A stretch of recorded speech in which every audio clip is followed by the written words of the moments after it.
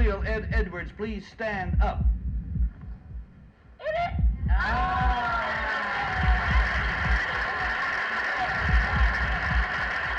Committed there in Geauga County, and I'm responsible for it, and I am wanting the death penalty.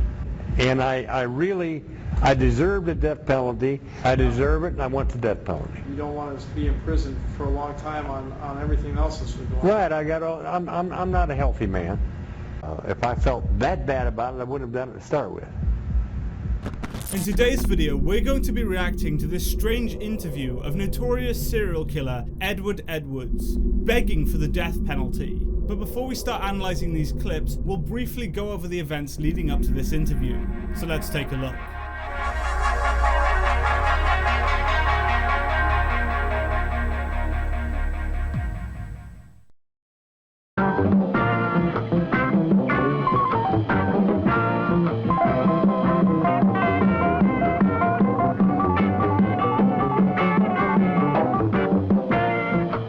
After the tragic death of his mother, Ed Edwards was sent to an orphanage managed by nuns. Edward, after being abused by the nuns, decided to run away on his own to escape his harsh life. This is where Edward started a life of crime. At first, he committed robberies, eventually working his way up to more serious crimes. He committed armed robberies, arson, and eventually sexual assault and murder. After committing numerous horrific crimes, he became notorious and became one of the 10 most wanted people in the entirety of America. He's sentenced to prison for multiple crimes over the years, but eventually he breaks out of Arkham jail in 1955. He was a fugitive until May 18th, 1962. When he was incarcerated and convicted of several counts of robbery and sentenced to 16 years in Leavenworth prison. And then in 1967, he was actually transferred and granted parole in Pennsylvania, supposedly because he had miraculously reformed his life. This was dangerously untrue. Between 1971 and 1973, he was touring as a speaker and an advocate for prison reform, and he published his autobiography on his so-called rehabilitation. He even appeared on the popular American TV show To Tell the Truth. Whilst giving lectures on how reformed he was and appearing on TV shows as a new man, he was busy murdering more innocent people. Edwards claimed the lives of 5 individuals in total, but it's speculated that he killed many, many more. And theories even say that he might be the Zodiac Killer. Committed there in Geauga County, and I'm responsible for it, and I am wanting the death penalty. But it seems that everything that I tell them, I mean, it's substantiated. They know it's the truth and stuff like this here, but they don't want to, for whatever reason, follow it up, or it's just that's why I decided that I would talk to you to try and get my point across. The kid that was killed, he was I told him that his ride will be coming, and that there was some cigarettes in the bottom of the duffel bag. I said, you go ahead and get them out so you'll have access to them.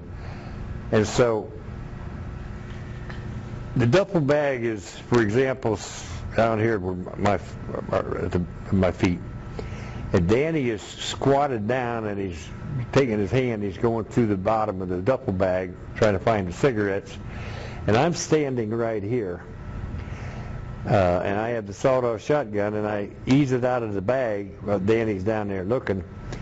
And I put the shotgun kind of right here over his shoulder, right down here, easy, and I pulled the trigger. And it was a single shot. And so I put another shell in it and pulled the trigger, and he fell on over. And so I then backtracked. I left him there, left the duffel bag there, and it was well covered. I mean, nobody could see it way back in there. And I backtracked, and we went back to the car, and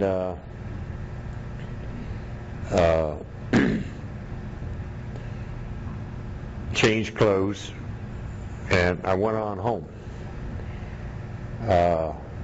And as if nothing had happened.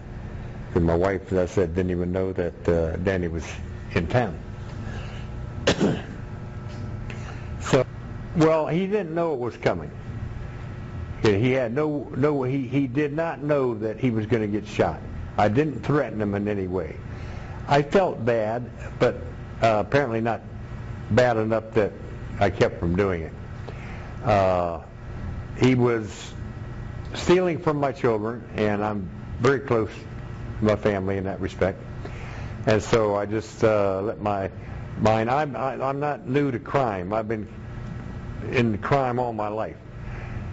Written that book there, and so I've been a criminal all my life, and so and I had made up my mind, I guess, a long time ago that I wasn't going to go back in a penitentiary for just anything. But no, I did not feel good about it, and I don't feel good about it now. Otherwise, why I would be asking for the death penalty? And what I can't understand, I deserve it, and I want the death penalty. You don't want to be in prison for a long time on everything else that's going on. Right. I'm not a healthy man. I'm not a healthy man. I have a pacemaker. I have a defibrillator. I'm a diabetic. I have neuropathy. I can't walk. My back and neck's been broken. My neck is fused. And I'm just turned 77, and I deserved it. I mean, his family, what family he has, stepbrothers and stuff like this here. I don't think he has a mom and dad. Edwards has no visible reaction here when talking about his wish for the death penalty. Most people, even if they wanted the death penalty, would have at least had some bit of reaction thinking about this. Ed is cold and says it with total conviction. Later on, when he talks about the kid he murdered, he again gives no reaction at first. He shows no signs of stress, no pacifying behaviors. When we experience stress or discomfort, our brain forces us to do what's called pacifying behaviors. These behaviors include scratching, fidgeting, and rapid body movements in a bid to release some of the stress built up. These actions are controlled by the limbic system, which is the part of the brain that regulates and controls emotion. His eyes then fixate on the same spot as he's recalling something. He's focused on remembering, so his brain stops him from looking around, limiting the information going to his brain, allowing him to concentrate more. Liars likely won't hold eye position for long. He actually hesitates when talking about pulling the trigger, which shows that he at least has some level of either remorse or regret. He begins to scratch his mouth slightly, which is one of the many ways our brain makes us pacify. His speech also slows and he pauses occasionally, which suggests that he's experiencing some levels of stress. And he pauses to regain composure. This guy seems to have a baseline of very low levels of body language, meaning that he doesn't really react to pressure as the average person might. This might be due to the fact that he was abused as a kid and was used to high stress environments. For those of you that don't know, Danny was his foster son for over 7 years. He looked after and raised this boy only to shoot him twice at point blank range with no remorse whatsoever. This was all in a plot to claim $250,000 insurance money. I think he does feel some sense of sadness about this. Either that or he regrets being caught. The body language he displays was very mute and small and doesn't indicate any significant emotions, more hesitation. There's a title to the... Also, you got to remember something else too. I'm thinking also of my family. I have put my family through God knows what. They don't deserve it. They're good people. They've been kept in the dark. Like, for example, my wife and things like they've been kept in the dark about all of this.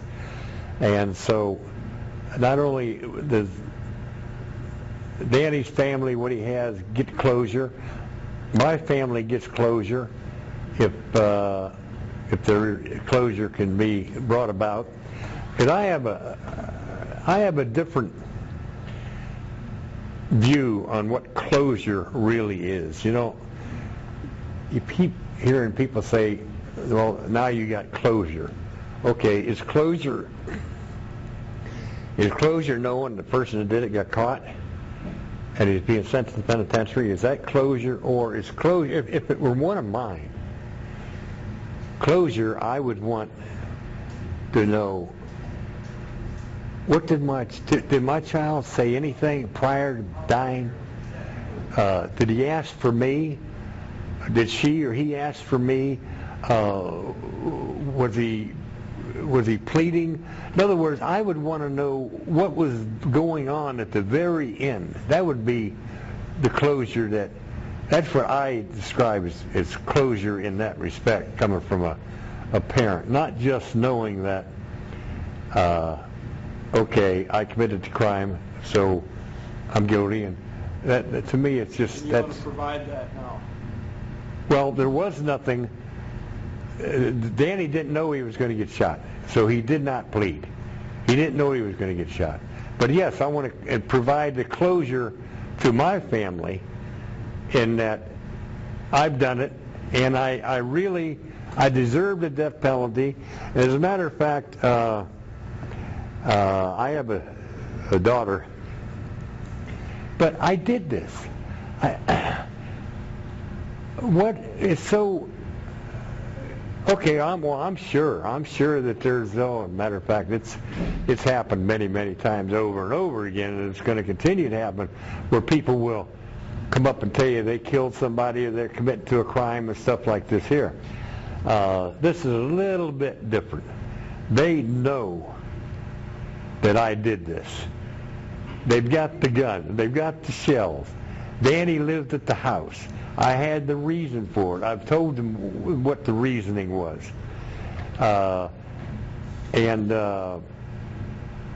So, but they keep saying, we need the head. And that's why I got ticked off and decided I was going to call you, and which I did. Throughout the whole part of this interview, he shows little body language that indicates stress. That is until he talks about his daughter. It cuts away slightly so it's hard to see, but right after mentioning her, he instantly pacifies. He swallows, which is one of the ways our brain regulates our stress. It's really clear that he hates the impact that he has brought on his family. He is deeply saddened by the fact that his daughter and kids have to suffer because of his actions, and his body language supports this. This is ironic when you factor in the fact that he took away someone's child. The pain his family's going through is directly his fault, and he knows this. And maybe he's also thinking of the pain he put other parents through. 40 years. I have put it, I haven't thought about it. Truth of the matter is, it's only been the last,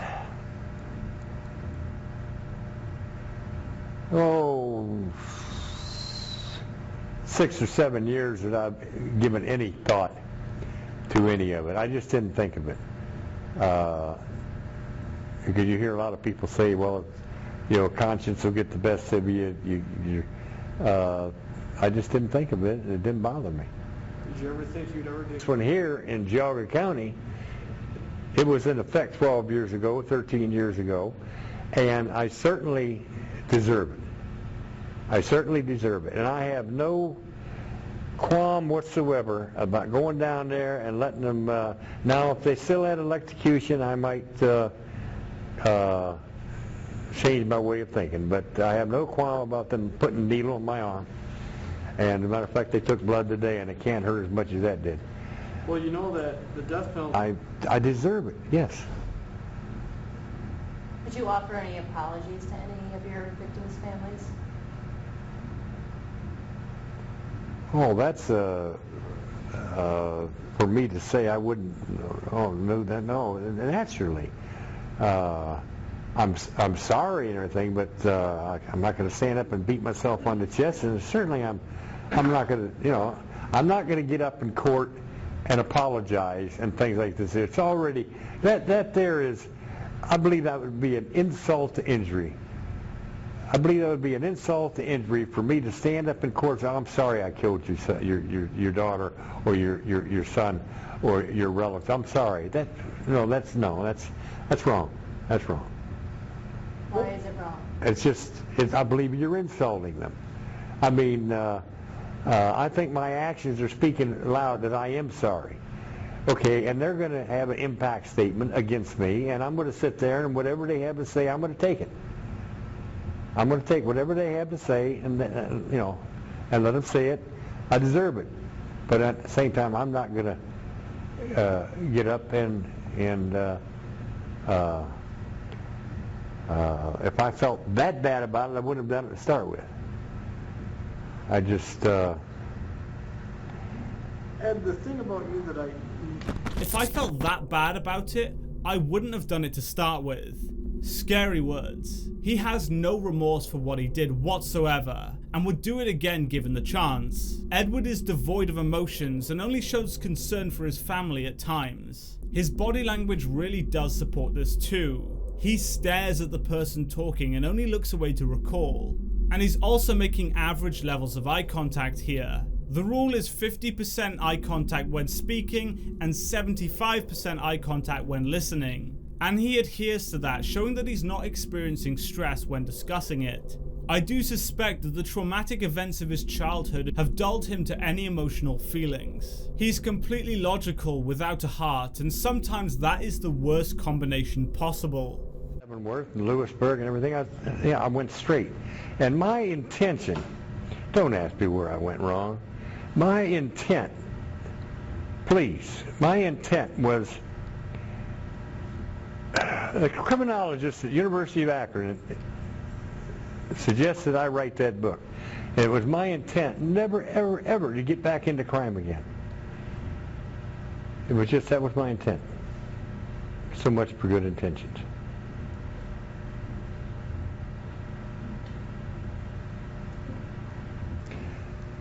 No, I know what you want me to say, and I think I've thought about it.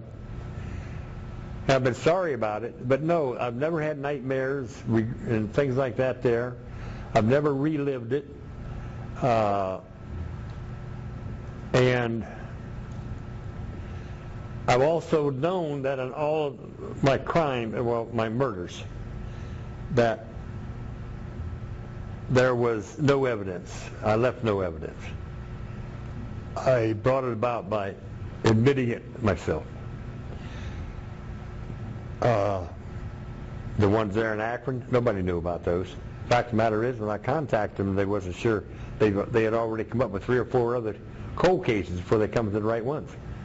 And then there's Danny, and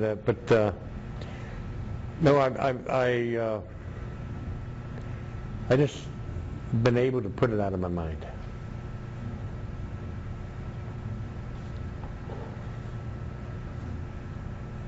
is that because you feel they were justified?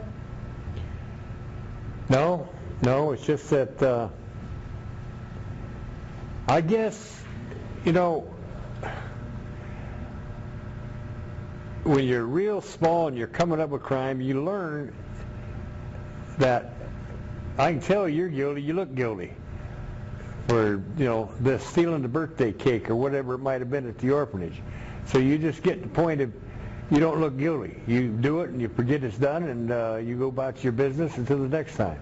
That's the way I was raised.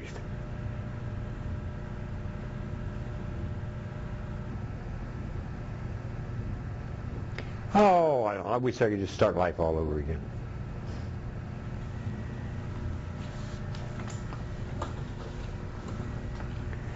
Yeah, I'd like to start all over again, and I'm sure that there's people out there that wish I could start all over again and they'd have their kids back.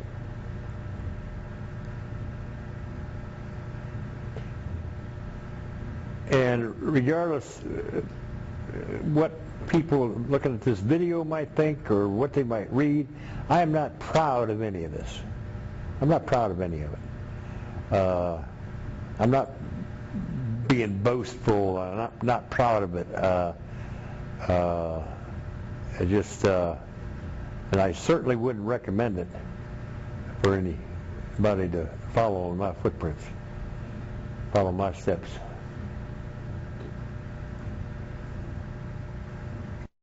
He makes a really interesting point here when he talks about his childhood. He's been conditioned from a young age to be desensitized by lying. He's able to lie with ease.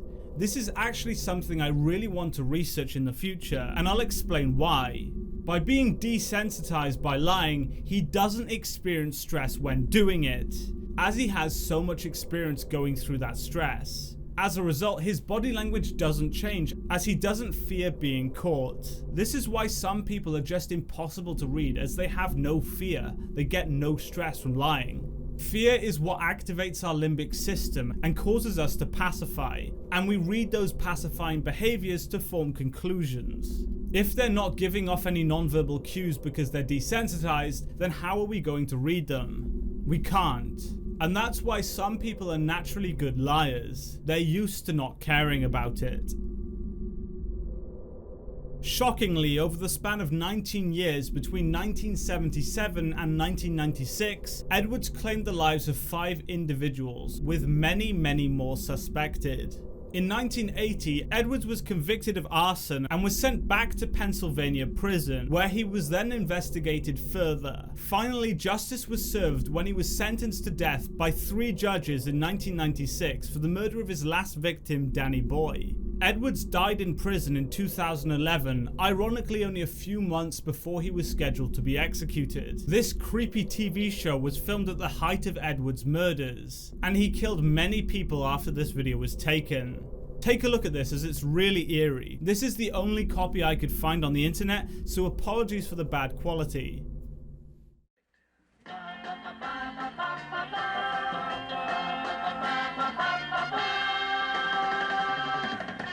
Number 1, what is your name, please? My name is Ed Edwards. Number 2.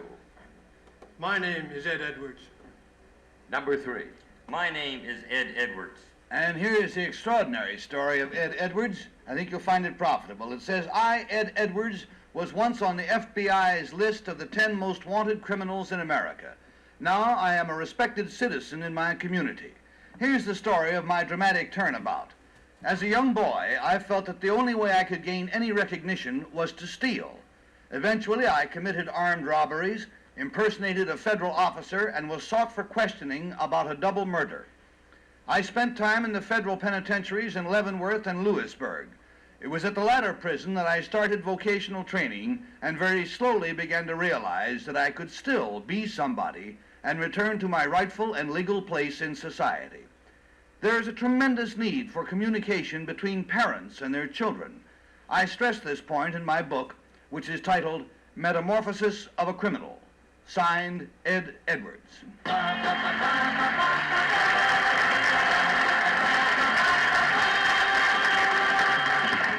And Gene Rayburn, we'll go down to you for starters. Thank you, Gary.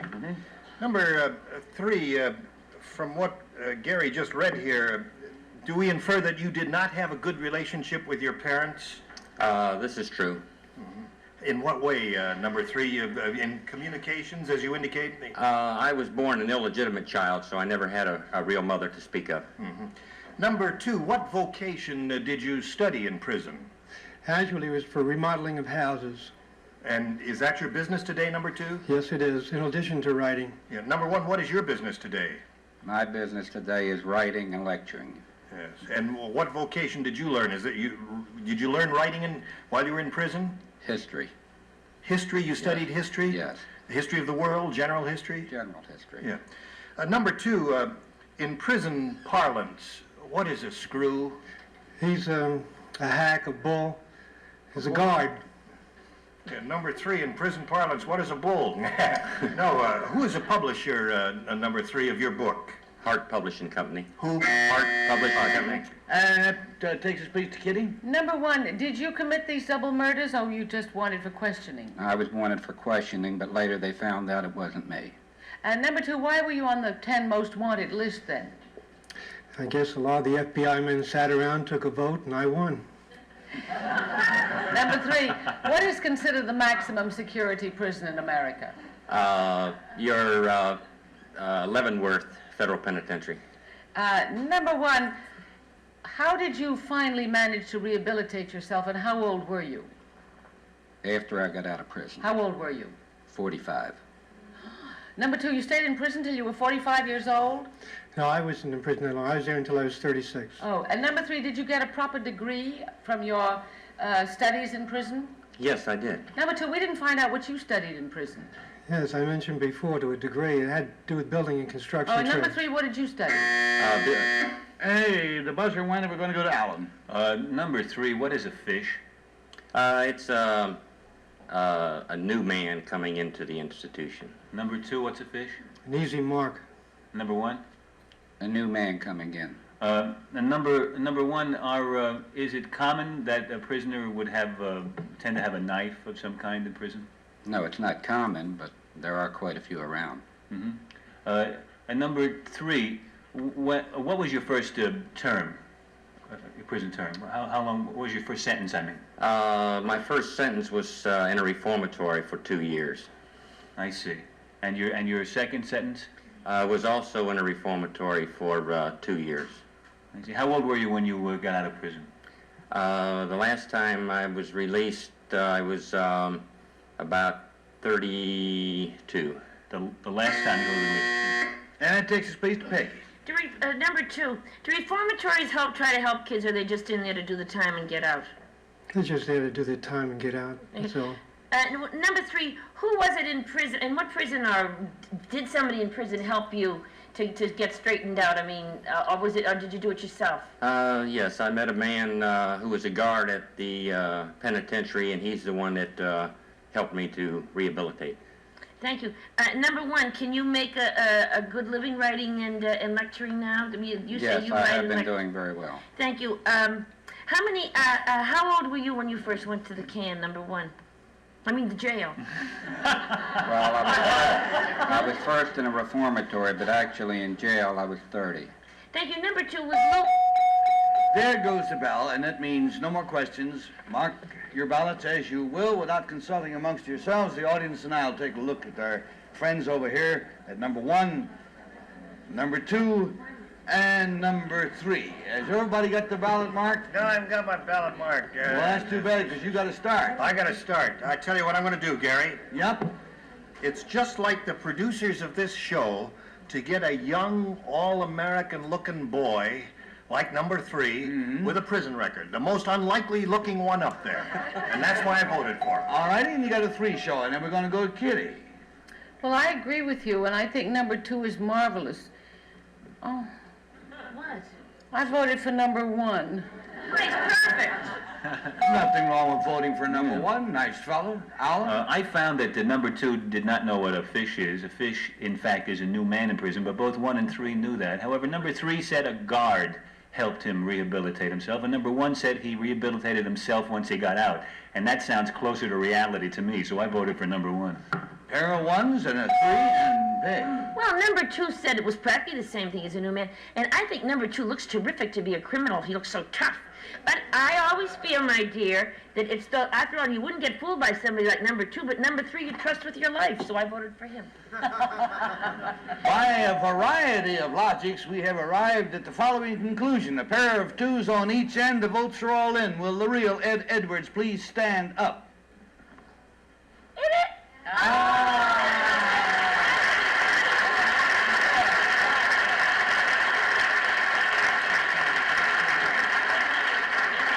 Let's find out, Ed, about your friends. Number 1, sir, what is your real name, please, and what do you do? My name is Mervyn Spritz. I am the president of the Maryland Council of the Jewish National Fund. And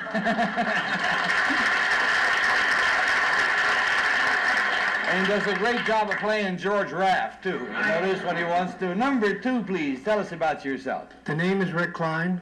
I'm a self-defense teacher, and I also do stunt work. Yes, sir.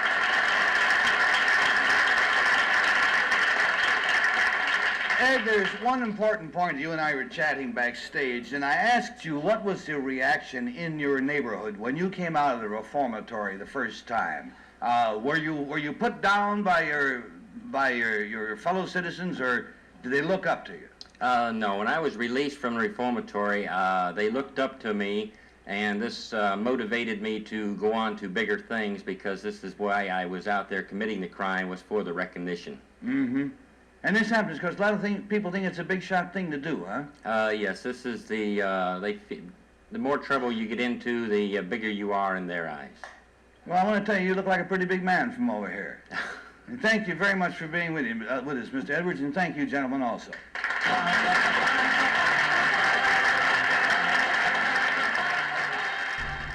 Ironically, this show was called To Tell the Truth, and after appearing on this show, Ed went on to kill anywhere from 9 to 15 more people. This man, only a few years after going on this show, found a young couple just sitting in their car and brutally murdered both of them with a shotgun for absolutely no reason whatsoever. And 3 years after those murders, he killed another young couple, again without provocation. These were called the Sweetheart Murders, and this time he stabbed the male to death and then proceeded to rape and strangle the female to death.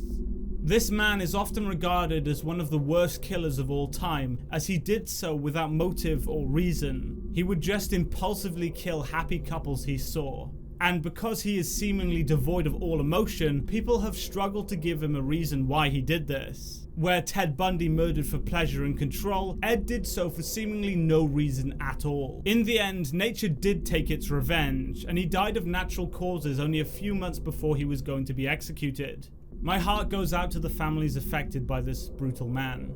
If you like these true crime videos, then please let me know, and I'll be definitely making more as they're super interesting to research and to produce. So thank you so much for watching this video, guys. If you did enjoy it, please be sure to hit the like button and subscribe for more content, and I'll see you in the next video. Goodbye.